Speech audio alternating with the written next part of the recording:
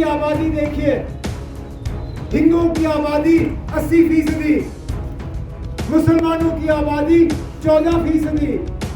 खुदारा मुझे बताइए ना, 80% लोगों को 14% लोगों से क्या खतरा हो सकता है? क्या खतरा हो सकता है? Election Commission of India has rescheduled the polling for the Anantnag Rajouri parliamentary constituency, which was scheduled for elections in third phase. Now the elections in Anantnag Rajouri parliamentary constituency will be conducted on 25th of May. The political parties who are contesting from Anantnag Rajouri have objected the decision of Election Commission of India. National Conference leader Umar Abdullah alleged that the demand was made by those parties who are not contesting elections for the schedule. Commission का ये फैसला ये सरासर गलत है। नहीं, मैं मानता अगर वोटर को जो है वोट डालने में कोई दिक्कत होती है, मैं ये भी मानता अगर इलाका पूरी तरह से कटा होता तो भी ठीक है ना, इलेक्शन शायद नामुमकिन होता, लेकिन इलाका कटा नहीं है, इलाका अभी भी जुड़ा हुआ है। चलिए मुगल रोड के ज़रिए ना सही, जम्मू से, रियासी से इलेक्शन पोस्टपोन होने के बाद जनाब फारूक अब्दुल्ला साहब और मियां अल्ताफ़ साहब जो हैं वो आज सुबह रजौरी पहुंचे, वो अपना कैंपेन वहां पे कर रहे हैं। अगर वो पहुंच सकते हैं, बाकी उम्मीदवार भी पहुंच सकते थे। और वैसे भी डिमांड कहां से आई? बीजेपी की तरफ से उनका कोई उम्मीदवार नहीं, पीपल्स कॉन्फ्रेंस के तरफ से उनका कोई उम्मीदवार नहीं।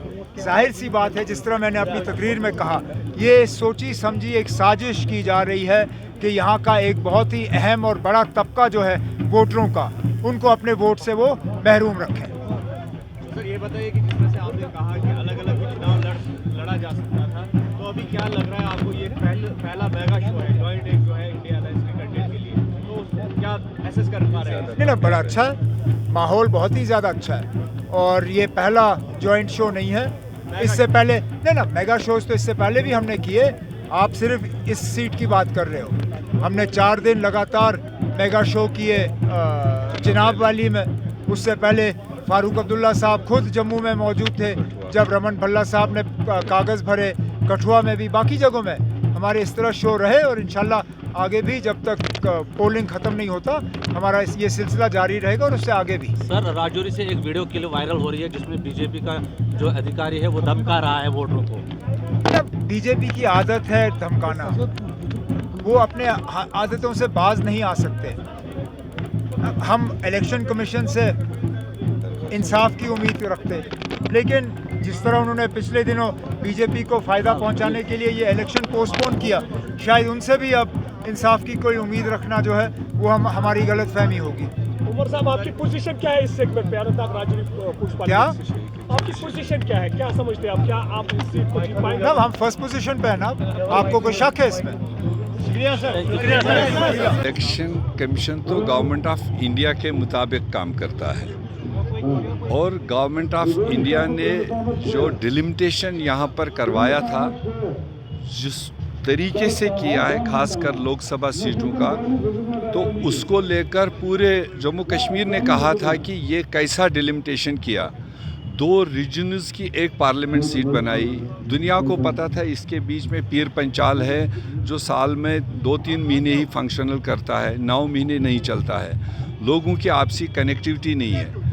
तो आज मेरे ख्याल से गवर्नमेंट ऑफ इंडिया को ये महसूस हुआ होगा कि हमने कितना गलत डिलिमिटेशन करवाया यहाँ पर, और जिसका खामियाजा उनको अब चुनाव में ही ये निर्णय लेना पड़ा कि अभी मौसमी हालात ऐसे हैं कि मुगल रोड रोज़ बारिश हो रही, रोज़ बर्फ़ हो रहा है, तो हो सकता है उस चीज़ के मद्देनज़र उन्होंने इसको फेज़ को आगे किया।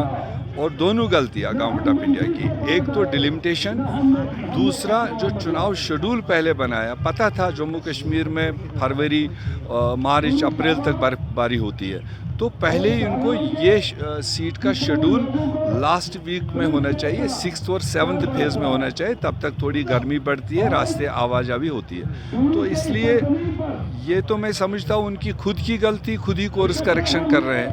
हमें कोई फ़र्क नहीं पड़ रहा है, वो 7 को पोलिंग करते, 25 को करें या 1 तारीख को करें लास्ट फेज में। अनंतनाग क्लियर कट मैंडेट है इंडिया अलायंस कैंडिडेट मियां अल्ताफ साहब के हक में। तो इसलिए वो जो भी अब सिचुएशन होगी, रिजल्ट पॉजिटिव होगा, हमें भरोसा है। कब तक नफरत के बुनियाद पे वोट हासिल करने की कोशिश करोगे? कब तक मजहब का इस्तेमाल करोगे? कब तक कहोगे कि हिंदू खतरे में है, हिंदू को बचाने के लिए बीजेपी को वोट देना है? अरे ना, हम सब अक्लमंद लोग हैं, पढ़े लिखे लोग हैं। मुल्क की आबादी देखिए, हिंदुओं की आबादी 80%, मुसलमानों की आबादी 14%। खुदारा मुझे बताइए ना, 80% लोगों को 14% लोगों से क्या खतरा हो सकता है? क्या खतरा हो सकता है? और उनको ये खतरा सिर्फ इलेक्शन में नजर आता है। आज सोचे समझे एक प्रोग्राम के तहत नफरत फैलाने की कोशिश की जा रही है, सिर्फ वोट इकट्ठा करने के लिए। कहा जा रहा है कि अगर कांग्रेस की हुकूमत आई तो लोगों के मंगलसूत्र जो है वो खतरे में होंगे, जमीनें खतरे में होंगी। अरे ना, मुझे एक मिसाल दे दीजिए इस पूरे मुल्क में जहां मुसलमानों ने किसी और का हक मांगा होगा। हमने सिर्फ और सिर्फ अपना हक मांगा है, अपने हक से 1 डबल पैसा ज्यादा नहीं। और इसलिए इंडियन अलायंस और इंडियन नेशनल कांग्रेस का ये जो नारा है, जितनी आबादी उतना हक, हम ये मान के चलते हैं ना कि जितनी आबादी है उतना हक मिलना चाहिए। 14% हमारी आबादी है। इस 14% आबादी को इस पिछली हुकूमत में एक भी मिनिस्टर नहीं मिला। क्या बात कर रहे हैं आप? ये क्या 140 करोड़ जो मुल्क की आबादी है, उसमें 14% जो मुसलमान आबादी है, उनमें एक भी आपको काबिल आदमी नहीं मिला जिसको आप वजीर बना सकते थे? एक भी एमपी नहीं, ना लोकसभा का ना राज्यसभा का। क्या इतने गए गुजरे हम? इसलिए इंडियन नेशनल कांग्रेस हम 28 पार्टियां एक साथ आए, क्योंकि हमने कहा अब बदलाव का वक्त आ गया है।